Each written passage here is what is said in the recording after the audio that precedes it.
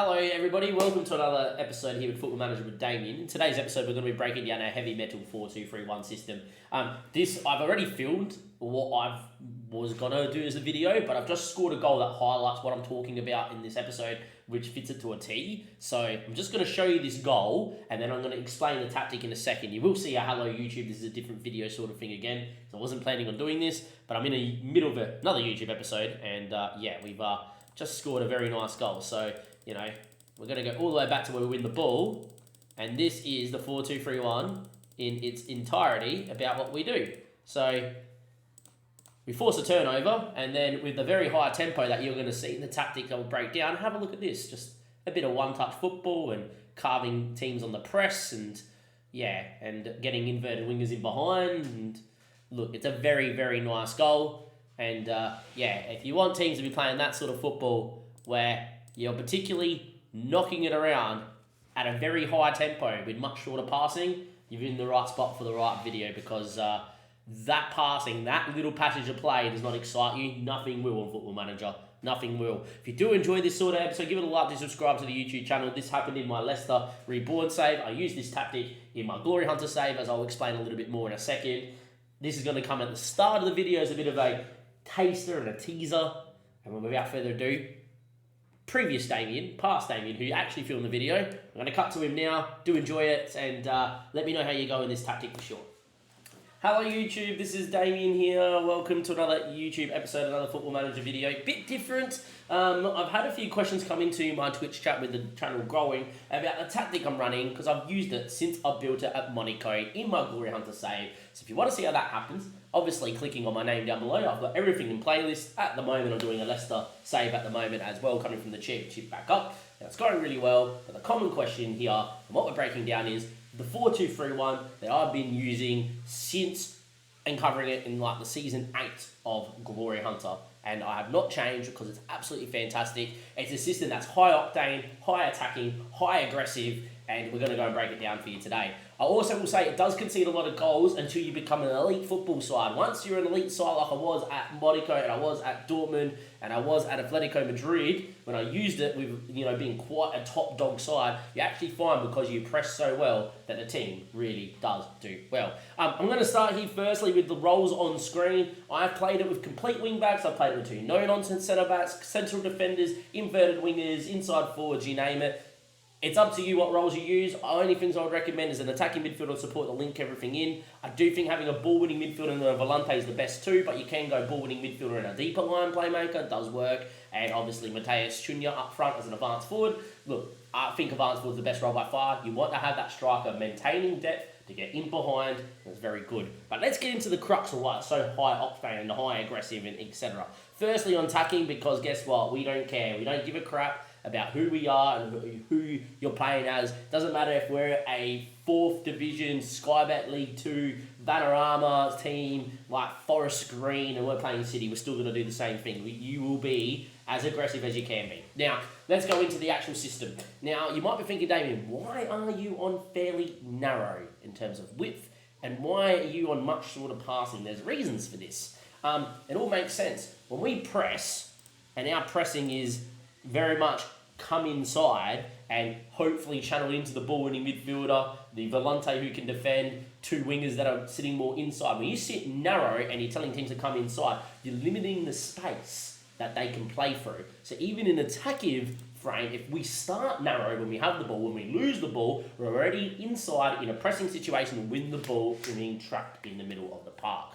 Also links into passing much shorter, because players are more inside and we're a bit more narrow, the distance of pass is quite short when we're linking up with feet. And so what we do is much shorter at a higher tempo. And the reason why it's a much higher tempo is if we're looking to counter press and win the ball, which I'll touch on a bit more when we get to out of possession, we need to go quick, fast, high octane, hit that pass and off we go. So main thing what happens in the tactic is being on attacking and a higher tempo, much shorter passing and narrow, is when we win the ball and we're very much inside, it's 1-2 quick passes and the ball's going through somewhere.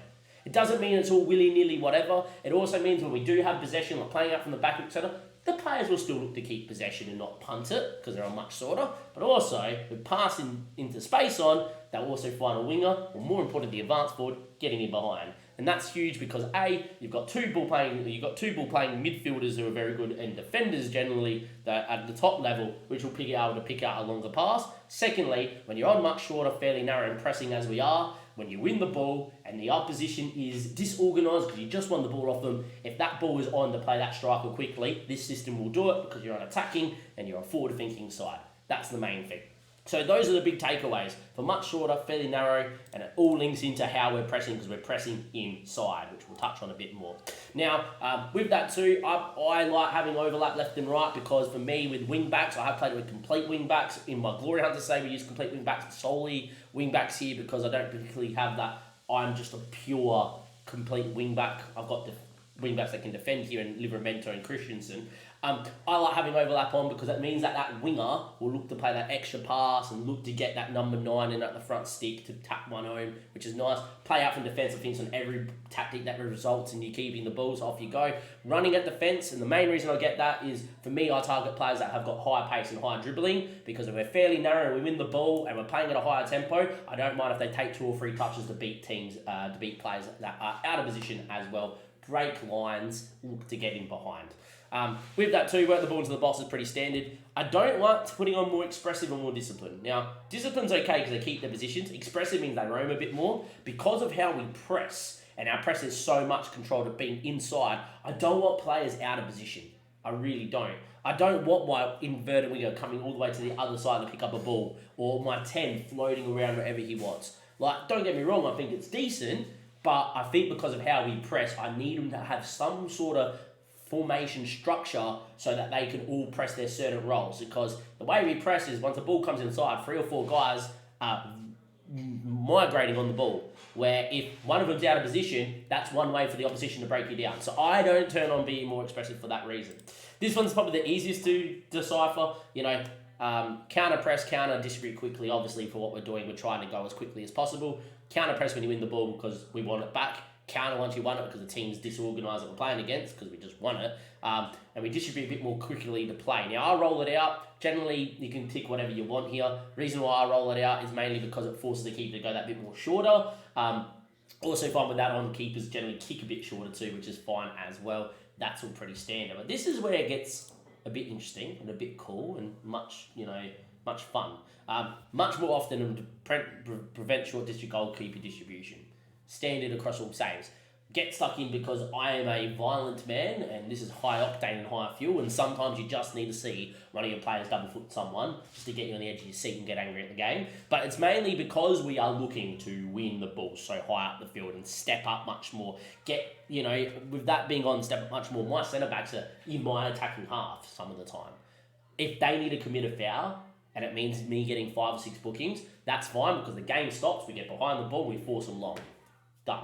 I will say we get stuck in and is once you're a couple goals up, I like taking it off because it doesn't hurt the player's fitness too much. And secondly, when you get it off, you limit those yellow and red cards as well. And especially when you're a good side, against weaker sides, you should go 2-0 up, as long as things are going right before the end of the first half. That gives you a half of out to get stuck in on, etc. Now, trapping inside. Like I said, narrow formation with narrow players sitting inside with a much shorter passing because they're all narrow.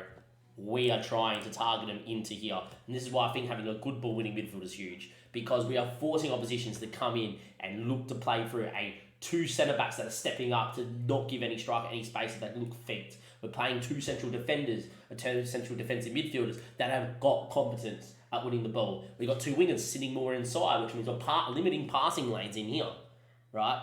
And that means that, occasionally there'll be a team that'll be able to knock 2 passes face forward and maybe break you down now because they brought this trap. But mostly it's balls coming into here and we've got midfielders and players in here that's like, see you later, we're forcing you inside, off we go. And the main reason we force them inside is you will see in this press that the striker will force balls into the channel instead of forcing them wide, and the wingers will start on the outside where the winger is and then look to sit more narrow and win the ball back as well. It's a very cool system in that regard. It is great fun. Highly recommend you using it. Now, there is player instructions here to help how we play. Now, goalkeeper, there is nothing there, but on both wing backs, you must do this.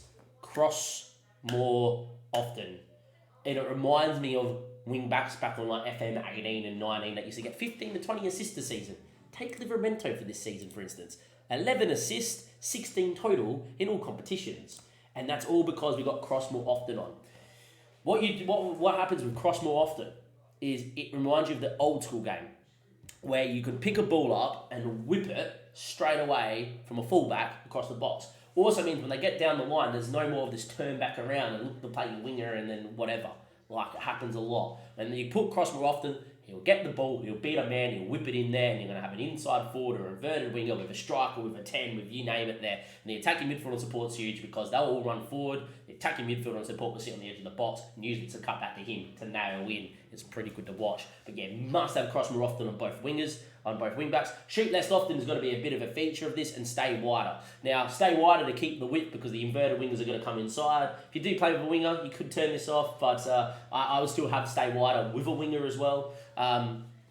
Shoot less often is just purely because you want them to play that extra pass. Make sure they're 100% facing goal if they're going to shoot, especially being fullbacks. Both centre-backs stay wider to help in possession. You know, because the team's so narrow and all your passing lanes in here, you don't mind having your centre-backs a bit wider. Just give you that angled pass so they can't get pressed. If they all sat in the same line and, you know, very straight lined, the opposition can pressure you a bit easier because it's not being diagonal. It's not, you know, there's not as much space for them to cover. With the wingers staying a bit wider, if the centre-backs need to play the centre defensive midfielders need to play a centre-back, because they're a bit more wider, longer for them to press, generally gives them more time to then play out your fullbacks that are really high and wide. With that being said, mark tighter on the defensive midfielder, on the ball-winning midfielder, because he's the main winner of the ball. He's the guy that's picking up the 10 that's inside that they're going to look to play. He's the one picking up the 2 8s. You know, anyone in his vicinity, he must go mark tighter to win that ball back, tackle harder. You will get a few bookings, but you're going to get a lot of turnovers that lead to goals. I use Gunnar Volante. Only thing I do is tell him to shoot less often. I don't want too many long shots from outside the area. If it's on, it's on. Have a dig, yes. But I'd also want to see him try and play that extra ball to make sure we're 100%, you know, on what we need to do. Attacking midfielder role, I like him moving into the channels. That's different from roaming or free roam. Free roaming is, okay, no matter where the ball is, I'm going to move out of position and do whatever. I need some structure. But when we have the ball, I don't mind if he gets into the channel between centre-back and full-back, or in between the lines of midfield and the defensive line. That's moving into the channels. It's those channels where you can pick the ball up to effective game. Mark tighter as well, because he's in the middle of the park. He's one of the guys inside. He needs to pick up the player. If it's the 6, great. If it's one of the 8s, great. Just whoever's in your vicinity, mark tighter to help us in the press as well. It's very important you do that. In terms of the wingers, mark tighter, shoot less often. Main reason we got mark tighter and shoot less often is, yet again, they sit narrow. I need him to mark the fullback, right? And then once they pass him on, or, you know, the ball's been moved inside, they have to come in and mark the next closest player. Sometimes that's the centre back. Sometimes that's another central midfielder trying to help you out. Might even be a striker dropping in deep. But that's why that's on. They need to mark the person closest in their vicinity. Shoot less often yet again. I want to see him play that extra pass. You see a lot of wasteful shots on FM. Get him shooting less often. Same thing on the other side as well. And then up front, we have got take more risks, shoot less often, and mark tighter, because the striker, with us being so narrow and being in the press, has to keep the ball side centre-back honest.